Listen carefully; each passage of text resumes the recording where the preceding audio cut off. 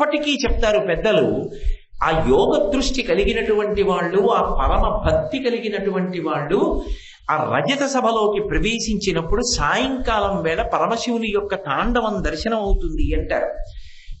ఆ కనక సభకి ఒక పరిమితి ఉంది. ఎందుకంటే కనక సభ ఎత్తైన వేదికగా ఉంటుంది. అది కొంతమంది మాత్రమే, అది కూడా హారతులు అయిపోయిన తర్వాత పైకి ఎక్కుతారు, ఎదురుగుండా నిలబడి చూస్తారు. రజత సభకు ఆ ఇబ్బంది లేదు. ప్రదోష వేళలో మీరు లోపలికి వెళ్ళొచ్చు. అక్కడ ఒక ఆశ్చర్యం జరిగింది రజత సభలో. కనక సభలో కూడా జరగినటువంటి ఆశ్చర్యం రజత సభలో జరిగింది. శంకర భగవత్పాదులు భారతదేశంలో ఉండేటటువంటి అనేక క్షేత్రాలలో విరాజమానమైనటువంటి దేవతలను ఉద్దేశించి స్తోత్రం చేశారు.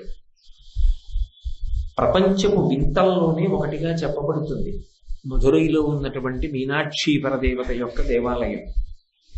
అంత గొప్ప దేవాలయం గురించి, ఆ దేవాలయంలో కొలువై ఉన్నటువంటి మీనాక్షి పరదేవత గురించి, సుందరేశ్వర స్వామి వారి గురించి శంకర భగవత్పాదులు 2 చోట్ల స్తోత్రం చేశారు.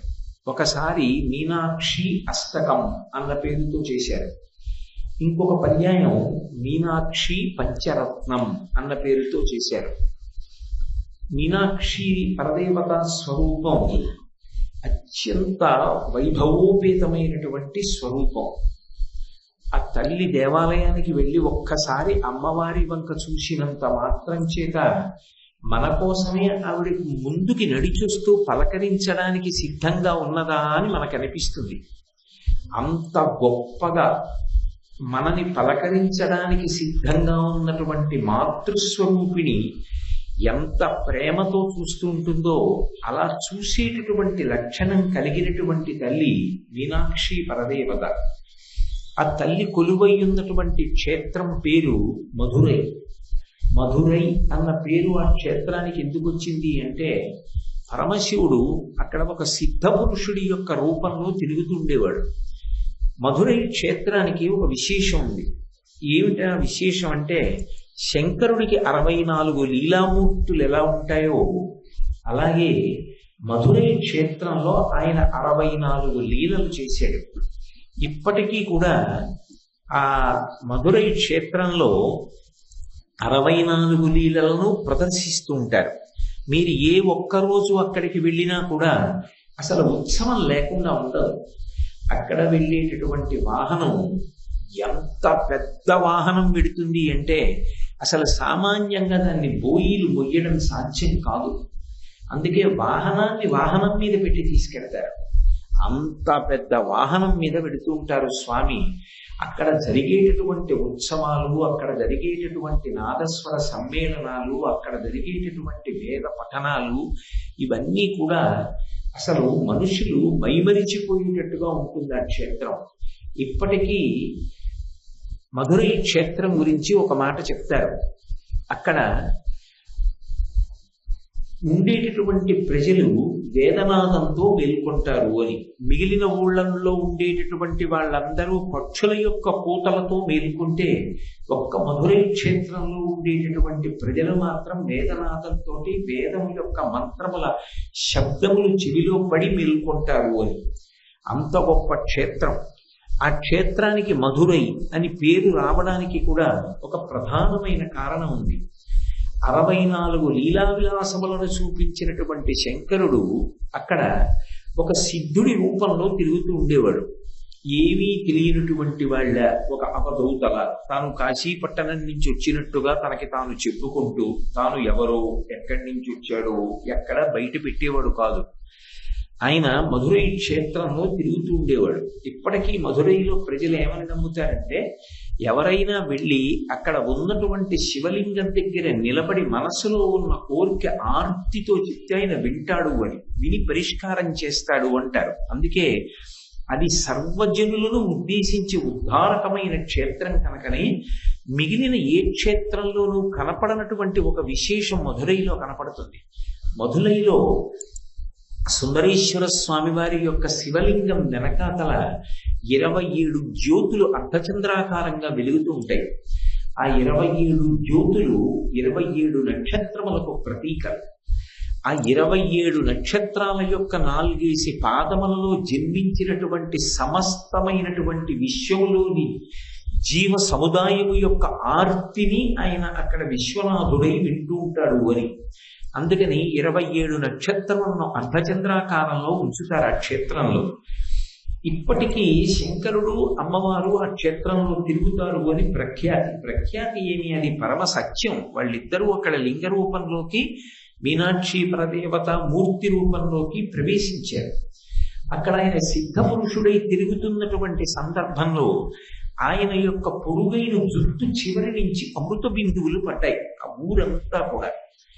ఎందుచేత అంటే ధవళవపుషమిందోర్మండలే సన్నివిష్టం భుజగవలయహారం భస్మదిగ్ధాంగమీశం మృగయ పరశుపాణిం చారు చంద్రార్థమౌళిం హృదయ కమల మధ్యే సంతతం చింతయామి అంటారు. చంద్రుడిలో కరిగి పడుతున్నటువంటి అమృతం శంకరుడి మీద పడుతుందని ఆయన ఇలా 2 చేతులతో ఆ అమృతాన్ని పట్టుకుని మీద పోసుకుంటూ ఉంటాడని, అలా మీద 2 చేతులతో పోసుకుంటూ కింద 2 చేతులతో మళ్ళీ అమృతాన్ని పట్టుకుంటాడని, ఖాళీ అయిన పాత్రల కిందకి దింపితే కింది చేతులతో ఎత్తి మళ్ళీ అమృతం పోసుకుంటాడని.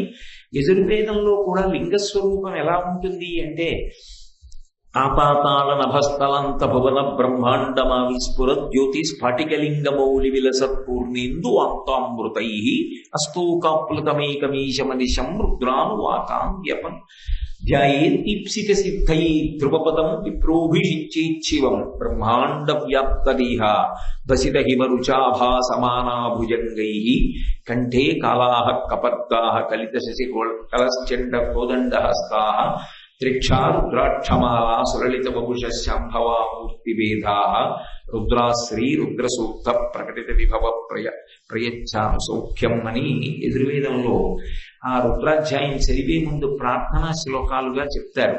అందులో కూడా పాతాళ లోకం నుంచి ఆ పైన ఉండేటటువంటి అంతరిక్షం కన్నా పై వరకు పెరిగిపోయినటువంటి శివలింగం యొక్క చివరి భాగం చంద్రుడి నుంచి కడిగి పడేటటువంటి అమృతధారలతో తడిసిపోతుంటుంది అని.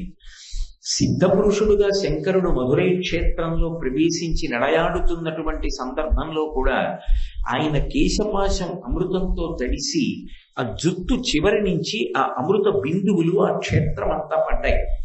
అలా పడ్డాయి కాబట్టి ఆ క్షేత్రానికి మధురమైనటువంటి అమృత బిందువుల చేత తడిసింది కాబట్టి మధురై అని పేరొచ్చింది. అక్కడ ఎన్నో పర్యాయాలు సిద్ధపురుషుడిగా ఆయన దర్శనమిచ్చి మాట్లాడాడు కూడా. ఒకానొకప్పుడు ఆయన అక్కడ పరిపాలన చేస్తున్నటువంటి పాండ్యరాజుకి దర్శనమిచ్చాడు. ఈ సిద్ధపురుషుడుగా తిరుగుతున్నటువంటి శంకరుడు అప్పుడప్పుడు అనుగ్రహించాలి అనుకుంటే ఏ ప్రార్థన చేయకపోయినా ఆర్తితో ఉన్న వాళ్ళ వంక చూసి వాళ్ళ యొక్క కోరికలు తీరుస్తూ ఉండేవాడు. ఇది విన్న రాజు అసలు ఈ సిద్ధపురుషుడు ఎవరో తెలుసుకోవాలని సపరివారంగా బయలుదేరి ఆయనని అన్వేషిస్తూ వచ్చాడు. శంకరుడు తిన్నగా దేవాలయంలోకి వెళ్ళిపోయి దేవాలయం యొక్క గోడలో ఒక చోట ఏనుగులు చెరుకు కర్రలు పట్టుకుని కనపడతాయి. ఎందుచేత అంటే అష్టదిగ్గజములు మోస్తున్నటువంటి ప్రాకారం కింద ఉంటుంది మధురైలో ఉన్నటువంటి శివాలయం. అది ఇంద్రవిమానం. ఆ 8 దిగ్గజములు మోస్తూ ఉంటాయి. అక్కడ ఉన్నటువంటి ఆ విమానాన్ని అంతటినీ కూడా పరమాద్భుతంగా ఉంటుంది, చూసి తీరాలి అసలు. ఆ అష్టదిగ్గజములు కుంభస్థలం మీద మోసేటటువంటి ఆ విమానం యొక్క తీరు. అందులో ఒక చోట ఏనుగులు దేవాలయం యొక్క గోడలో మలచబడి ఉన్నాయి విగ్రహాలుగా, శిల్పాలుగా. అక్కడ ఒదిగి కూర్చుని ఉన్నాడు ఈ సిద్ధపురుషుడి రూపంలో ఉన్న శంకరుడు. మహారాజు తన పరివారంతో వెతుకుతూ గోడలో నక్కి కూర్చున్న సిద్ధపురుషుణ్ణి చూశాడు. ఆగి తేరిపారి చూస్తున్నాడు. కాసేపు ఆగిన తర్వాత సిద్ధపురుషుడు కనుబొమలు ఎగరేశాడు. నీకేం కావాలి అని అడిగినట్టుగా. ఆయన అన్నాడు, నువ్వు సిద్ధపురుషుడి విటాడు, నువ్వు ఏవైనా కోరికలు తీరుస్తూ ఉంటాడు, నీ దగ్గర చాలా మహిమలున్నాయట. ఎక్కడి నుంచి వచ్చావు అని అడిగాడు. నేను కాశీ నుంచి వచ్చానన్నాడు. ఆయన అసలు జవాబు చెప్పేవాడు కాదు. అటువంటిది ఆ రోజున మహారాజుకి చెప్పాడు. నేను కాశీ నుంచి వచ్చానన్నాడు. ఎక్కడ ఉంటావు అన్నాడు. అంతటా ఉంటానన్నాడు. మీ తల్లిదండ్రులు ఎవరన్నాడు. నాకు తల్లిదండ్రులు లేరు అన్నాడు. మరి ఏం చేస్తావన్నాడు. నేనందరికీ తల్లిదండ్రిని అవుతూ ఉంటాను అన్నాడు. నన్ను నమ్ముకున్న వారిని అనుగ్రహిస్తూ ఉంటాను అన్నాడు. ఓహో అంత గొప్పవాడివా, అయితే అదిగో దేవాలయం గోడ మీద శిల్పం ఉంది కదా ఏనుగు, అది ఊపిరి తీసేటట్టుగా చెయ్యి అన్నాడు. వెంటనే పరమశివుడి సంకల్పానికి ఆ గోడలో ఉన్నటువంటి ఏనుగు ఊపిరి తీసి ఒక్కసారి బయటికి వచ్చింది. బయటికి వచ్చి నిలబడి ఆ రాజు యొక్క పరివారం మీదకి లంఘించింది. వాళ్ళందరూ భయపడి పారిపోయారు. అప్పుడే ఒక రైతు అటుగా వెళుతూ ఈ సిద్ధపురుషుడికి 4 చెరుకు కర్రలు చేతిలో పెట్టాడు. ఆయన ఆ చెరుకు కర్రలు తీసి ఆ ఏనుగుకి పెట్టాడు. ఆ ఏనుగు తినేసిన తర్వాత మహారాజుకు అర్థమైంది, ఈయన ఎవరో కాదు, సాక్షాత్తుగా శంకరుడు సిద్ధపురుషుడి రూపంలో తిరుగుతున్నాడు. మహానుభావా నన్ను మన్నించండి, ఆ ఏనుగు మళ్ళీ శిల్పంలోకి వెళ్ళిపోయేటట్టు చెయ్యండి, లేకపోతే నా పరివారం భయపడిపోతోందన్నాడు. ఆ ఏనుగు శిల్పంలోకి వెళ్ళిపోయేటట్టుగా చేశాడు శంకరుడు. కానీ ఉద్ధతితో ఆ పరివారం సిద్ధపురుషుడి మీదకి వచ్చే ప్రయత్నం చేశాడు. ఆయన హోంకారం చేసేటప్పటికీ వాళ్ళందరూ చేష్టలుడిగి ప్రతిమలై నిలబడిపోయారు. మహారాజుకు అర్థమైంది, నా పరివారం సరిగా అర్థం చేసుకోలేకపోయారు, ఈయన సాక్షాత్ పరమశివుడు అని ఆయన కాళ్ళ మీద పడి ప్రార్థన చేసి, అయ్యా నాకు ఒక్క కోరిక, మీరు శంకరుడు, మిమ్మల్ని ఎంతసేపు చూస్తే తనివి తీరుతుంది, నా కోరిక మన్నించి మీరు ఇందాక పెట్టిన చెరుకు కర్ర తినేసింది కదా ఏనుగు, తినేసిన చెరుకు కర్రని ఏనుగు యథాప్రకారంగా మళ్ళీ నోట్లోంచి పైకి తీసి తొండంతో పట్టుకున్నట్టుగా ఈ విగ్రహం మారేటట్టు చేయండి అన్నాడు. మళ్ళీ ఏనుగు సజీవంగా బయటికి వచ్చి తను తినేసినటువంటి చెరుకు కర్రని పైకి తీసి తొండంతో పట్టుకుంది. మీరు ఇప్పటికీ మధురై వెళితే మధురైలో పరమశివుడి యొక్క ఆలయానికి, ఆ సోమసుందరుని యొక్క దేవాలయానికి ప్రదక్షిణం చేస్తుంటే ఇప్పటికీ శంకరుడు సిద్ధపురుషుడిగా కూర్చున్నటువంటి ఆ స్థితి, ఆ పక్కన ఏనుగు చెరుకు కర్ర పట్టుకున్నటువంటి విగ్రహం ఇప్పటికీ కనపడతాయి. మధురై క్షేత్రం అంత ప్రత్యక్ష స్పర్శ కలిగినటువంటి క్షేత్రం. బహుశः నాకు తెలిసి ఉన్నంత వరకు భారతదేశం మొత్తం మీద ఎక్కడా కూడా శంకరుడు చూపించినటువంటి 64 లీలలు ఏవైతే ఉన్నాయో, మధురైలో చూపించినటువంటి ఆ 64 లీలలని కూడా మళ్ళీ యథాప్రకారంగా ప్రదర్శించేటటువంటి క్షేత్రం మధురై ఒక్కటే. అంత గొప్ప క్షేత్రం. అక్కడే ఇంద్రుడి యొక్క కోరిక తీరింది. అక్కడే అమ్మవారు మీనాక్షి పరదేవత అన్న పేరుతో అవతరించింది. అవతరించడానికి కూడా కారణం ఏమిటి అంటే, మధురై క్షేత్రానికి దూరంగా ఒక సామాన్యురాలు, ఒక అమాయకురాలైనటువంటి అతివ ఉండేది. ఆమె పేరు ఇచ్ఛాంబ. ఆవిడికి ఒక ఇచ్ఛ కలిగింది, ఒక కోరిక. ఏమిటి ఆ కోరిక అంటే, పార్వతీదేవి నా కడుపున పుట్టాలి, నేను పార్వతీదేవిని పిల్ల అని పెంచాలి. పార్వతీదేవి ఆకుపచ్చగా ఉంటుంది, దుర్గమ్మ నీలంగా ఉంటుంది, గౌరమ్మ పచ్చగా కానీ తెల్లగా కానీ ఉంటుంది, కాళీ నల్లగా ఉంటుంది. నాకు పార్వతి కుమార్తెగా రావాలి. ఆ వచ్చినటువంటి పార్వతిని నేను నా బిడ్డ అన్న భావనతో, ఆ ప్రేమతో పెంచి పెద్ద చెయ్యాలి, నా కోరిక తీరాలి అని చెప్పి ఆవిడ మధురై క్షేత్రానికి వెళ్ళినట్టయితే తప్పకుండా శివానుగ్రహం కలిగి నాకు పరదేవత కుమార్తెగా వస్తుంది అని విశ్వసించి మధురై క్షేత్రాన్ని చేరుకుని కొంతకాలం ఘనపదార్థాన్ని స్వీకరిస్తూ తపస్సు చేశాను. కొంతకాలం అయిన తర్వాత ఘనపదార్థాన్ని కూడా వదిలిపెట్టి ద్రవ పదార్థాన్ని స్వీకరించింది. మరి కొంతకాలం అయిన తర్వాత ద్రవ పదార్థాన్ని కూడా విడిచిపెట్టేసి కేవలం వాయుభక్షణం చేస్తూ శరీరాన్ని నిలబెట్టుకునే ప్రయత్నం చేసింది. కానీ శుష్కించిపోయినటువంటి శరీరం ఒకనాడు పతనమైపోవడానికి సిద్ధమైంది. పార్వతీదేవి ఆమెకు జ్ఞానమునందు గోచరమై, నేను నీకు వచ్చే జన్మలో కుమార్తెగా వస్తాను, నీ వచ్చే జన్మలో నీకు నేను కుమార్తెగా వస్తానని వరం ఇచ్చింది. ఆ వరం ప్రకారంగానే పార్వతీదేవి మలయధ్వజ పాండ్యన్ అని పేరు కలిగినటువంటి మహారాజు మధురై క్షేత్రాన్ని పరిపాలిస్తున్నటువంటి రోజులలో ఆయనకి భార్యగా కాంచనమాలగా ఇచ్ఛాంబ వచ్చింది. మీరు సరిగా అర్థం చేసుకుంటున్నారనుకుంటున్నాను. ఇచ్ఛాంబ పార్వతీదేవి కుమార్తెగా రావాలని కోరుకుని తపస్సు చేసి శరీరం విడిచిపెట్టి మరుజన్మలో కాంచనమాల అన్న పేరుతో మధురైని రాజధానిగా చేసుకుని రాజ్య పరిపాలన చేస్తున్న మలయధ్వజ పాండ్యన్కి భార్య అయింది. వాళ్ళకి చాలా కాలం సంతానం లేదు. కాబట్టి మలయధ్వజ పాండ్యన్ కాంచనమాల కలిసి ఒకానొకప్పుడు పుత్రకామేష్టి చేశారు. ఆ పుత్రకామేష్టి జరుగుతూ ఇక పూర్ణాహుతి దగ్గరికి వచ్చింది.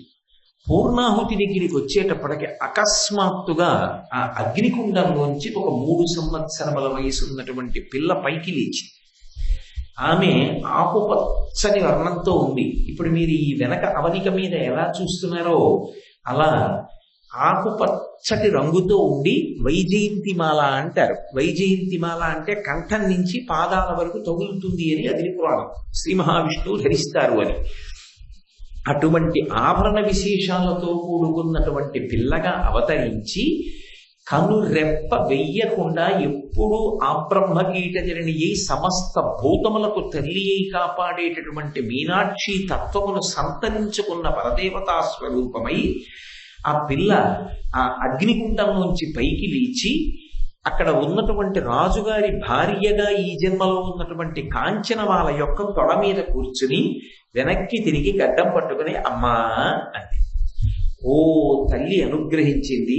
గత జన్మలో నేను పార్వతీదేవి నాకు కుమార్తెగా రావాలని కోరుకుంటే మీనాక్షి పరదేవతా స్వరూపమై అగ్నికుండము నుండి ఆవిర్భవించి నా తొడ మీద కూర్చుని నన్ను అమ్మా అని పిలిచి అనుగ్రహించింది అని కాంచనమాల మురిసిపోయింది. అందుకే మధురై క్షేత్రం బాలారూపంతో వెలిసినటువంటి క్షేత్రం. అటువంటి అమ్మవారు పరమ సంతోషాన్ని ఇచ్చింది తల్లిదండ్రులకి. మలయధ్వజ పాండ్యన్ ఆయన భార్య కాంచనమాల ఎంతో సంతోషంగా పిల్లవంక చూశారు. చూసినప్పుడు ఆ పిల్ల యొక్క శరీరంలో సామాన్యులకు ఉండనటువంటి రీతిలో ఒక విశేషం, ఒక విచిత్రం గోచరించింది. ఆమె యొక్క వక్షోభాగమునందు 3 స్తన్యములున్నాయి.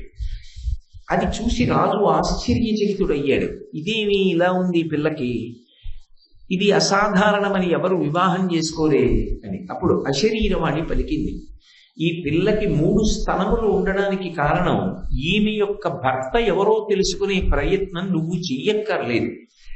ఈ పిల్ల ఏ పురుషుడి ముందు నిలబడినప్పుడు ఒక స్తన్యము అదృశ్యమై అందరు స్త్రీలలా 2 స్తన్యములతో ఉంటుందో ఆయనయే ఈమె యొక్క భర్త. అప్పుడు నువ్వు చాలా సంతోషంగా వాళ్ళిద్దరికీ వివాహము చేయవచ్చు. కాబట్టి ఈమె పార్వతీదేవి.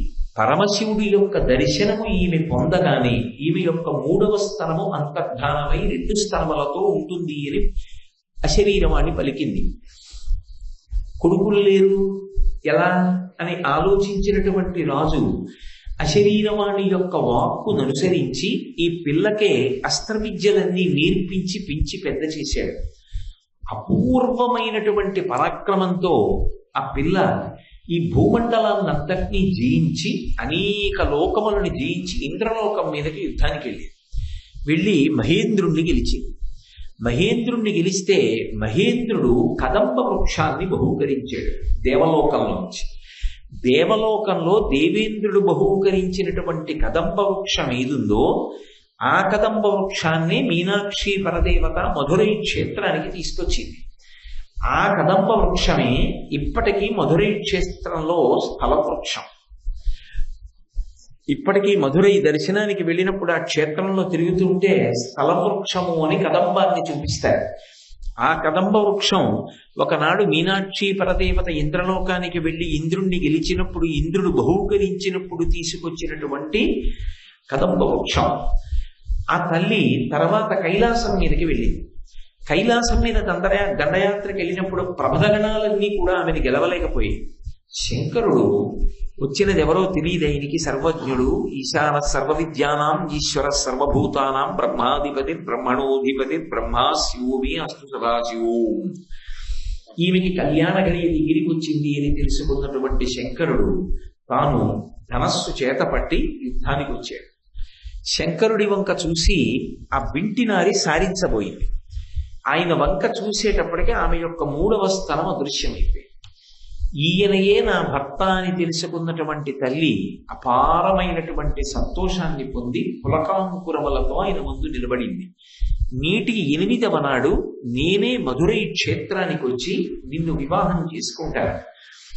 నువ్వు నేను కలిసి రాజ్య పరిపాలన చేద్దాం అని శంకరుడు కైలాస పర్వతం నుంచి ప్రమదగణాలతోటి, ఋషిగణాలతోటి, దేవతాగణాలతోటి ఒకనాడు హిమవంతుని యొక్క కుమార్తెగా వచ్చినప్పుడు హిమవత్ పర్వతం మీద ఎలా పార్వతీ కళ్యాణం జరిగిందో అలా మధురై క్షేత్రానికి బయలుదేరి వచ్చి ఆ మీనాక్షి పరదేవతని వివాహం చేసుకున్నాడు.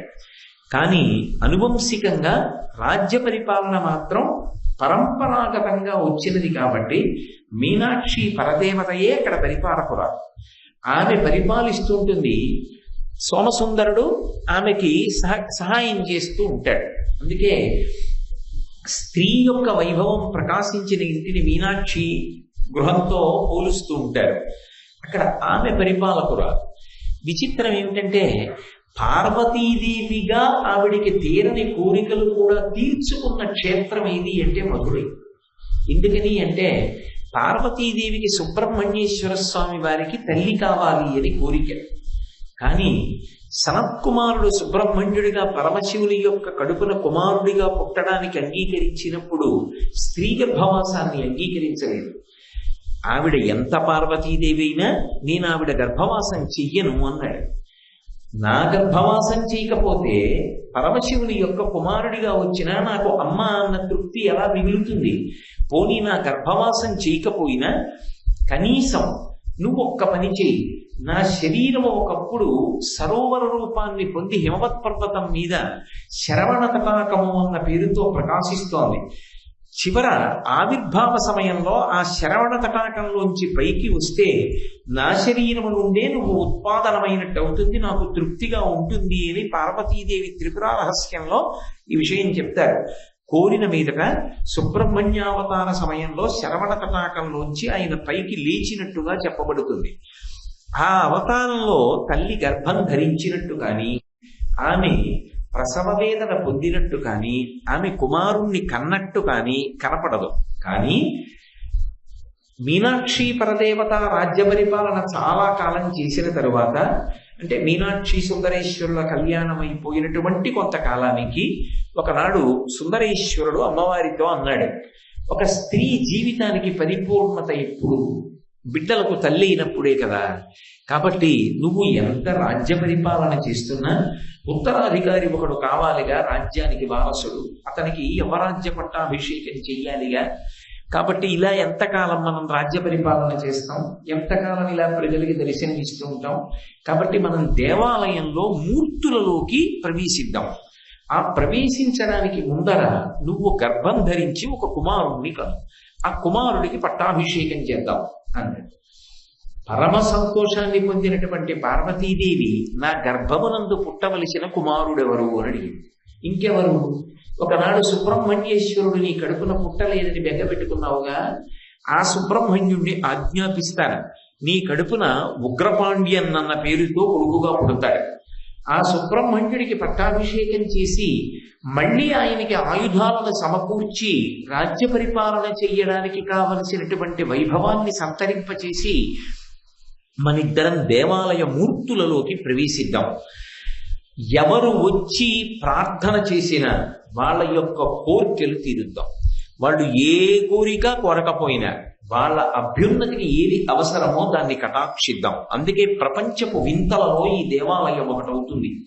కాబట్టి నీ కడుపున ఉగ్రపాండ్యన్ అన్న పేరుతో సుబ్రహ్మణ్యుడే పుడతాడు అని వరమిచ్చాడు. ఆ అనుగ్రహ ప్రకారంగానే పార్వతీదేవి గర్భిణి అయి ఆమె ప్రసవ వేదన పొంది సుబ్రహ్మణ్యుణ్ణి ఉగ్రపాండ్యన్ అన్న పేరుతో కొడుకుగా పొంది మాతృత్వాన్ని పరిపూర్ణంగా అనుభవించినటువంటి క్షేత్రం మధురై క్షేత్రం. ఆశ్చర్యం ఏమిటంటే పార్వతీదేవిగా ఆమెకి సీమంతోన్నయనము అవి చేశారో లేదో తెలియదు, ఎక్కడా పురాణాల్లో లేదు. కానీ అందున పరిపాలకురాలు, కడుపుతో ఉంది, పరమశివుని ఇల్లాలు మీనాక్షి.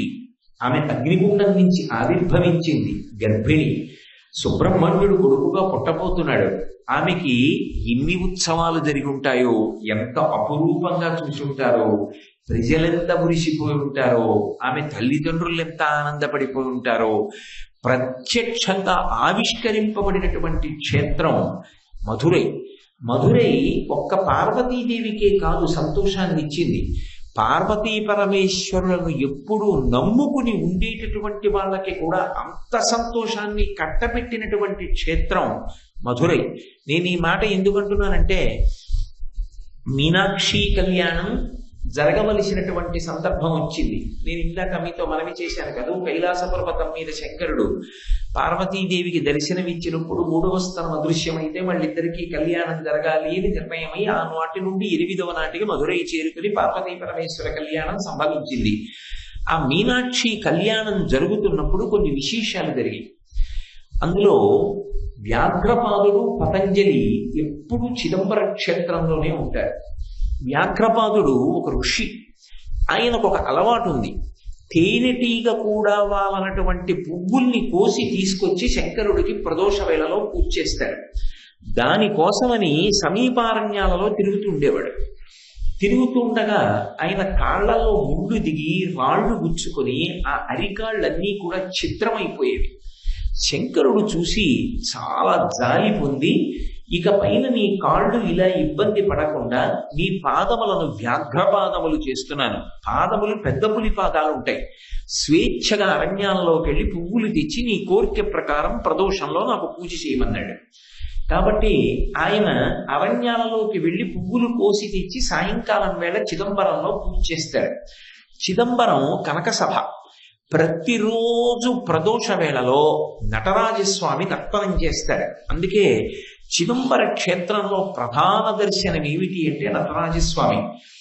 ఆయన ప్రారంభం చేశాడు నాట్యం అనడానికి గుర్తు ఏమిటంటే, అర్చకులు గొప్పగా మంగళవాద్యాలు మ్రోగించి పెద్ద హారతి ఎత్తుతారు నటరాజస్వామికి. అది ఖచ్చితంగా ప్రదోషం మేడకెత్తుతారు.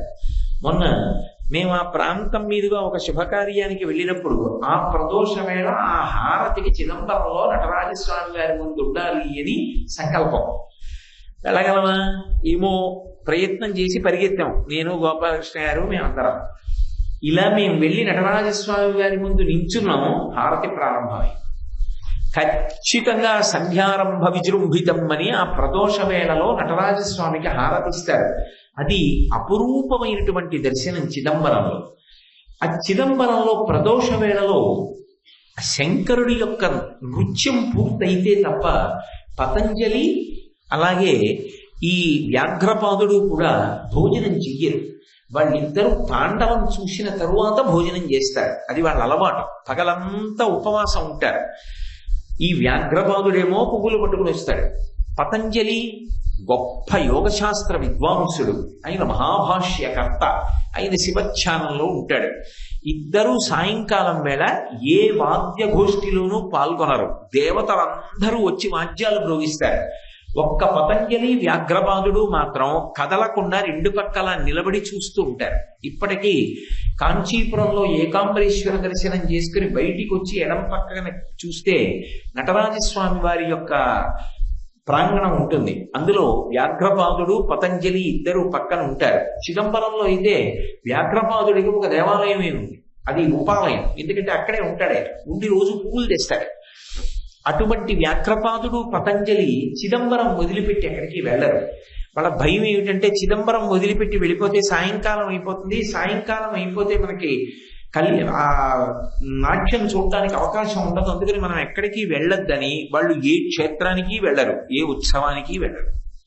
అటువంటి వాళ్ళు మధురైలో మీనాక్షి సోమసుందరుల కళ్యాణం జరుగుతుంటే వీళ్ళిద్దరు వెళ్ళారు. మనం రోజు ఏ స్వామివారి తాండవం చూస్తామో ఆ స్వామివారి కళ్యాణం. పైగా అక్కడ తిరుగాడుతాడు. ఇక పైన మధురై క్షేత్రంలో అమ్మ మీనాక్షి అన్న పేరుతో రాజ్య పరిపాలన చేస్తోంది, అందరికీ దర్శనమిస్తోంది. ఆవిడ సామాన్యమైన స్త్రీలా ఆమె తిరుగుతూ ఉంటుంది. అటువంటి క్షేత్రానికి మనం వెళ్ళకపోతే ఎలా అని బయలుదేరి ఇద్దరూ కూడా మీనాక్షి కళ్యాణానికి వచ్చారు.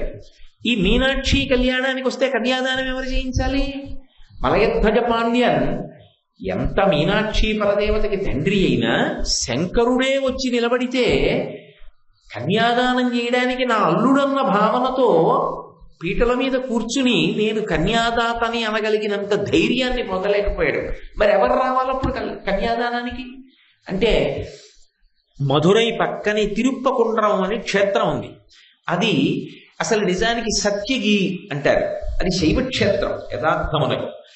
దాని మీద సుబ్రహ్మణ్యేశ్వర స్వామి గారు వెలిసి ఉంటారు. అక్కడ ఆయన దేవసేనని వివాహం చేసుకున్నాడు. నారద మహర్షి వచ్చి అక్కడ వివాహం చేయించారు. పరమాద్భుతమైనటువంటి క్షేత్రం.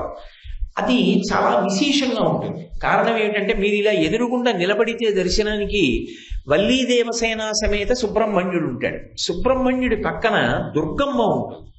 దుర్గమ్మ పక్కన గణపతి ఉంటారు. గణపతికి యువతల పరమశివుడు ఉంటారు.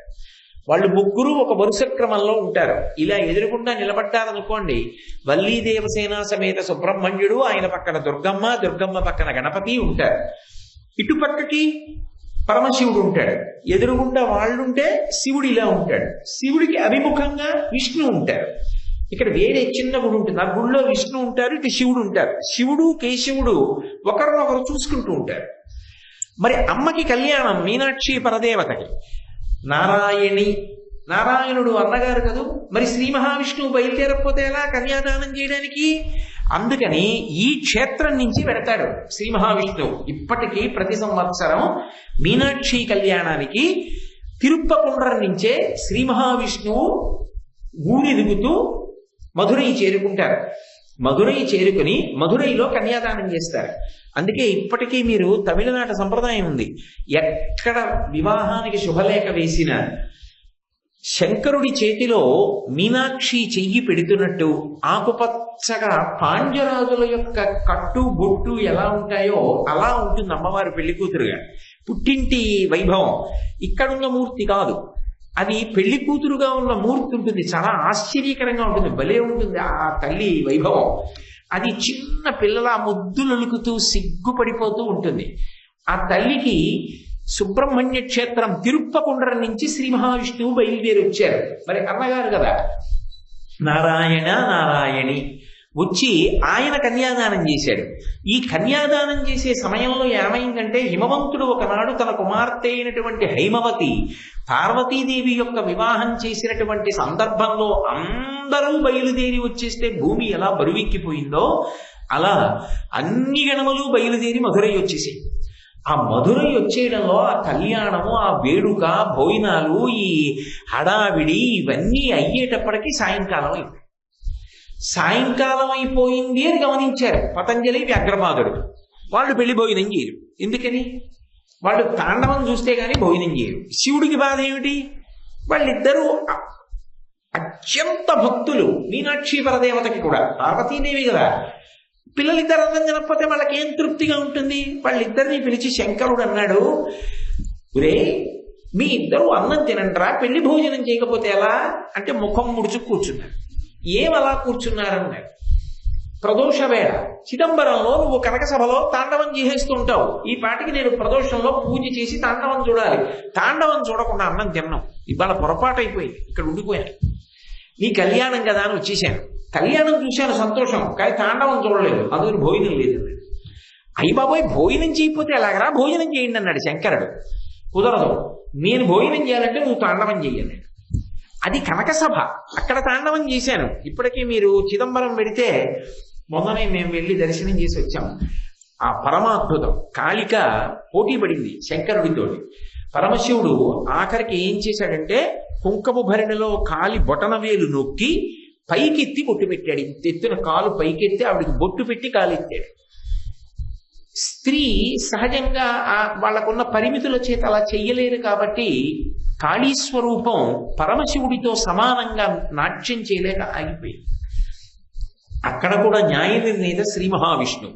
అప్పుడు నటరాజుగా పట్టాభిషేకం చేశారు. ఆ నటరాజుగా కనక సభలో తాండవం చేస్తాడు. చిదంబరం కనక సభ. ఆ కనక సభలో తాండవం చేయాలి కాబట్టి అక్కడ చేస్తాను తాండవం, ఇక్కడ ఎలా చేస్తాను మధురైలో, పైగా ఇప్పుడే పెళ్ళయింది, ఇప్పుడు తాండవం ఏమిటి, బాగుండదు అన్నాడు శివుడు. అలా కుదరదు, నీ తాండవం చూడడానికి పెట్టి పుట్టాలి. హిమవంతుని యొక్క కూతురిగా హైమవతిగా వచ్చినప్పుడు పెళ్లికి వచ్చారు, నీ తాండవం చూడలేదు. మధురైలో ఏం జరగాలంటే నీ పెళ్లి తర్వాత తాండవం జరగాలి. జరగడం కాదు, ప్రతిరోజు జరగాలి. ప్రతిరోజు నువ్వు ఇక్కడ కూడా తాండవం చేయాలన్నారు. మరి ఇక్కడే సభ అన్నాడు. ఇది రజత సభ, ఎందుకంటే ఆ గది అంతా కూడా వెండితో ఉన్నప్పుడు. కాబట్టి రజత సభ, నువ్వు ఇక్కడ తాండవం చెయ్యన్నారు. సరే, మీరిద్దరూ అన్నం తినాలి కాబట్టి తాండవం చేస్తానన్నాడు శంకరుడు అని మొట్టమొదటిసారి తన భక్తుల కోసం చిదంబరం కనక సభలోనే కాకుండా మధురై రజత సభలో తాండవం చేశాడు. కాబట్టి తన భక్తుల కోసం పార్వతీ పరమేశ్వరులు తల్లిదండ్రుల్లా ఎంత కిందకి దిగిపోతారో చూపించినటువంటి క్షేత్రం మధురై. మధురయ్యే కాదు, ఇప్పటికీ 5 చోట్ల తాండవం చేస్తూ ఉంటాడు అని.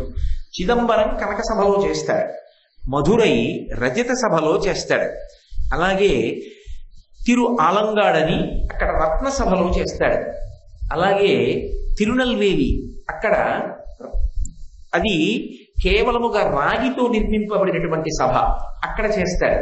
అలాగే కుట్రాళం, తిరుకుట్రాళం అంటారు. ఆ కుట్రాళం అన్న చోట మట్టితో నిర్మాణం చేసినటువంటి గోడలతో ఉన్నటువంటి ప్రాంగణం ఉంటుంది, అక్కడ తాండవం చేస్తాడు. ఈ 5 కూడా వరుసగా కనక సభ, రజత సభ, రత్న సభ, రాగి సభ, పృథివీ సభ, మట్టి సభ అని 5 సభలు. ఈ 5 సభలలో శంకరుడు తాండవం చేస్తాడు అని. ఇందులో మధురైలో ఈ వ్యాఘ్రపాదుడు పతంజలి కోసమని వాళ్ళు అన్నం తినాలని అప్పుడే పెళ్లి చేసుకున్నటువంటి పెళ్లి కొడుకు గొప్ప తాండవం చేసి చూపించాడు. అందుకే ప్రతిరోజు కూడా ఇప్పటికీ చెప్తారు పెద్దలు, ఆ యోగ దృష్టి కలిగినటువంటి వాళ్ళు, ఆ పరమ భక్తి కలిగినటువంటి వాళ్ళు ఆ రజత సభలోకి ప్రవేశించినప్పుడు సాయంకాలం వేళ పరమశివుని యొక్క తాండవం దర్శనం అవుతుంది అంటారు. ఆ కనక సభకి ఒక పరిమితి ఉంది, ఎందుకంటే కనక సభ ఎత్తైన వేదికగా ఉంటుంది. అది కొంతమంది మాత్రమే, అది కూడా హారతులు అయిపోయిన తర్వాత పైకెక్కుతారు, ఎదురుగుండా నిలబడి చూస్తారు. రజత సభకు ఆ ఇబ్బంది లేదు, ప్రదోష వేళలో మీరు లోపలికి వెళ్ళచ్చు. అక్కడ ఒక ఆశ్చర్యం జరిగింది రజత సభలో. కనక సభలో కూడా జరగినటువంటి ఆశ్చర్యం రజత సభలో జరిగింది. అటువంటి తాండవమూర్తి, అటువంటి నటరాజు ఇక భూమి అంత ఎక్కడా లేడు. ఎందుచేత అంటే ఒకానొకప్పుడు మధురైని రాజశేఖర పాండ్యన్ అని చెప్పి ఒక మహారాజు పరిపాలించాడు. ఆయన 64 కళలు నేర్చుకోవాలి అని ఆయనకి కోరిక. ఎందుకని అంటే ఆ రోజులలో ఆ కరికాల పెరియలత అని ఒక చోళరాజు ఉండేవాడు, ఆయన పేరు కరికాల పెరియలత, విచిత్రమైన పేరు. ఆయన 64 కళల యందు నిష్ణాతుడు. ఈయనకి 63 కళలే వచ్చు పాండ్యరాజుకి. పాండ్యరాజు 63 కళలతో నిష్ణాతుడు, కరికాల పెరియలత చోళరాజు 64 కళలలో నిష్ణాతుడు. ఆయన జంబుకేశ్వరంలో ఉన్నటువంటి జలలింగాన్ని అర్చిస్తాడు, ఈయన మధురైలో ఉన్న సుందరేశ్వరుణ్ణి అర్చిస్తాడు. ఒకసారి ఆ కరికాల పెరియలత సభ నుంచి ఒక విద్వాంసుడు బయలుదేరి మధురై వచ్చాడు. మహారాజుతో మాట్లాడుతున్నాడు. మాట్లాడుతున్నప్పుడు ఏవో అనేక కళల గురించి విషయం చర్చ వచ్చింది. నాట్యం దగ్గరికి వచ్చేటప్పటికి మాత్రం రాజశేఖర పాండ్యన్ మాట్లాడలేదు. ఆ వచ్చిన విద్వాంసుడు అన్నాడు, మీకు నాట్యం రాదా అన్నాడు. నాకు రాదు అన్నాడు. ఆయన అన్నాడు, మా మహారాజు నాట్యమునందు అందివీసిన చెయ్యి 64 కళల యందు నిష్ణాతుడు అన్నాడు. ఆ మాటకి బాధ కలిగింది. 64వ కళ అయినటువంటి నాట్యశాస్త్రాన్ని కూడా నేను అభ్యాసం చేస్తానని అప్పటికి కొంచెం మధ్య వయస్కుడు అయ్యాడు. అయినా గురువు గారి దగ్గరికి వెళ్ళి అత్యంత క్లేశంతో ఒళ్ళు నిప్పులు పెడుతున్న నాట్యశాస్త్రాన్ని అభ్యాసం చేసి అందులో పరమ నిష్ఠాగరిష్ఠుడై 64 కళల యందు ప్రపూర్ణుడయ్యాడు రాజశేఖర పాండ్యన్. ఒక మహాశివరాత్రి నాడు ఈ సోమసుందరీశ్వర స్వామి వారి దర్శనం చేసి వెడదామని వచ్చి దర్శనం చేసుకుని వెళ్ళిపోతున్నాడు బయటికి. రజత సభలో ఎదురుగుండా నటరాజస్వామి ఉంటారు. మనం దర్శనానికి లోపల ప్రవేశించి లోపలికి వెడుతుంటే ఎదురుగుండా అరుగు మీద ఉంటారు. ఆయన అరుగు మీద ఉన్నాడు. చూశాడు, బొట్ట బొట్ట బొట్ట బొట్ట కందుల వెంట నీళ్లు పడిపోయాయి. ఆ ప్రసాదం పక్కన పెట్టి రాజు కూలబడిపోయి ఆయన వంక అలా చూస్తున్నాడు. ఎందుకు అలా బాధపడుతున్నారు, ఏం జరిగిందని అడిగారు. మధ్య వయస్సులో ఉన్నటువంటి వాణ్ణి నేను నాట్యం నేర్చుకోవడానికి అంత కష్టపడ్డాను, అటువంటిది మహానుభావుడు ప్రతిరోజు తాండవం చేస్తాడే, నటరాజుగా నర్తిస్తాడే, ఒక్క కుడికాలు మీద నిలబడి ఎడమకాలి పైకెత్తి ఇంత గొప్పగా ఆడతాడే, ఆ కుడికాలు మీదే నిలబడి ఎడంకాలు పైకెత్తుతున్నప్పుడు ఆ కుడికాలు ఎంత నింపెడుతుందో అని స్వామి నాట్యం తెలుసున్నవాడిగా మీ నటరాజ స్వరూపం చూస్తుంటే సంతోషం కన్నా బాధ కలుగుతోంది. మా అందరి కోసం చిరునవ్వుతో ఒక చేతిలో అగ్నిహోత్రాన్ని పట్టుకుని ఒక చేతిలో ఢమరుకాన్ని పట్టుకుని ఆ ఢమరుకం వాయిస్తూ చిరునవ్వుతో అంత వేగంగా నర్తిస్తూ ఆ కుడికాలు మీద నిలబడి ఎడంకాలు ఎత్తారా. ఒక్క మనవి, మీరు తాండవం చెయ్యొద్దని నేను అనను, కానీ నా కోరిక మేరకు ఇక్కడ ఒక్క చోట మాత్రం ఎడంకాలు మీద నిలబడి కుడికాలు పైకెత్తండి. కాస్త మీకు ఒక కాలు మీద నిలబడి ఒక కాలు మార్చుకున్నారన్న తృప్తి వల్ల మీకు ఒళ్ళు నిప్పి తగ్గిందని నేను సంతోషపడతాను అన్నాడు ఆ నటరాజస్వామి వంక చూసి. ఇంతమంది చూస్తుండగా నటరాజస్వామి ఎక్కడా లేని రీతిలో ఎడమకాలు కింద పెట్టి కుడికాలు పైకెత్తాడు. ఒక్క మధురైలోనే కనపడుతుంది మీకు, ఒక్క రజత సభలోనే చూడాలి. అసలు ఆ మూర్తిని చూడడానికి 2 కళ్ళు కావు, 1000 కళ్ళు సరిపో. అంత అద్భుతమైనటువంటి మూర్తి. అసలు నిజంగా ఎడంకాలు మీద నిలబడి కుడికాలు పైకెత్తితే సాధారణంగా మనం చూసే మూర్తుల కన్నా భిన్నంగా ఏదో అందులో తేడాగా అదో రకంగా అనిపించాలి. కానీ నిజంగా శివుని యొక్క నాట్య విలాసం ఆయన ఎడం పాదం మీద ఊంచుకుని కుడికాలు పైకెత్తినటువంటి ఆ నటరాజమూర్తి మధురైలో చూస్తుంటే ఆశ్చర్యపోతాం. అంత అద్భుతంగా ఆనాడు రాజశేఖర పాండ్యానికి దర్శనమిచ్చినటువంటి స్వామి ఇప్పటికీ మహారాజు కోరాడు కాబట్టి ఎడం పాదం మీద ఊంచుకుని కుడిపాదం పైకెత్తి నిలబడ్డాడు. అంతేకాదు, పార్వతీదేవి యొక్క కోరిక తీరడం అనేటటువంటి దానికి హద్దులేనటువంటి క్షేత్రం మధురై. ఎందుచేత అంటే అసలు ఎక్కడ ఎప్పుడు ఏ పెళ్లిలోనూ జరగనంత వైభవం అంతా మీనాక్షి కళ్యాణంలో కనపడాలి అని కోరుకుంది. మీనాక్షి పరదేవతకి తల్లి కాంచనమాల. ఆవిడ కోరిక ప్రకారమే మలయధ్వజ పాండ్యన్ అన్ని వంటలు చేయించాడు.